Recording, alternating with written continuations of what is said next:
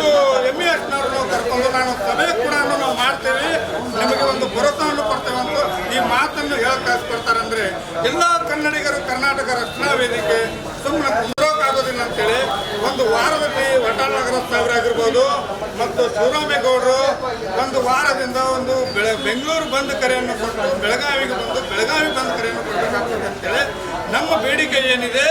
Belagavi DC Mohammed Roshan ಅವರು ನಾಡು ನುಡಿ ದ್ರೋಹ ಕೆಲಸಕ್ಕಾಗಿ ಅವರನ್ನು ಕರ್ನಾಟಕದಿಂದ ಹೊರ ರಾಜ್ಯಕ್ಕೆ ವರ್ಗಾವಣೆ ಮಾಡಬೇಕನ್ನೋಂಥ ಈ ನಾವು ಮನವಿ ಪತ್ರವನ್ನು ತಯಾರು ಮಾಡಿದ್ದೀವಿ. ನಮ್ಮ ಕರ್ನಾಟಕ ಸರ್ಕಾರಕ್ಕೆ ನಾವು ಮನವಿಯನ್ನು ಪತ್ರವನ್ನು ಕೊಡ್ತಾ ಇದ್ವಿ. ಬೆಳಗಾವಿ ಜಿಲ್ಲಾಧಿಕಾರಿ ಆದಂಥ ಅವರಿಗೆ ಬೇರೆ ರಾಜ್ಯಕ್ಕೆ ವರ್ಗಾವಣೆ ಮಾಡಬೇಕನ್ನೋದು ನಮ್ಮದು ಕರ್ನಾಟಕ ರಕ್ಷಣಾ ವೇದಿಕೆ ಶಿವರಾಮೇಗೌಡ ಬಂಧದಿಂದ ನಿರಂತರವಾಗಿ ಒತ್ತಾಯ ಇದೆ. ನಮ್ಮ ಜವಾಬ್ದಾರಿಯಿಂದ ನಾವು ನಿಮಗೆ ಮನವಿ ಕೊಡಕ್ಕೆ ಬಂದಿದ್ದೀವಿ. ದಯವಿಟ್ಟು ನಿಮ್ಮ ರಿಕ್ವೆಸ್ಟ್ ಮಾಡ್ಕೊತಾ ಇದ್ವಿ, ನಾವು ಈ ಮನವಿ ಮೇಲೆ ಕ್ರಮವನ್ನು ತಗೊಂಡು ಜಿಲ್ಲಾಧಿಕಾರಿ ಮೇಲೆ ನೇರವಾಗಿ ಕ್ರಮವನ್ನು ತಗೋಬೇಕಂತ ನಾವು ಒತ್ತಾಯವನ್ನು ಮಾಡ್ತಾ ಇದ್ದೀವಿ.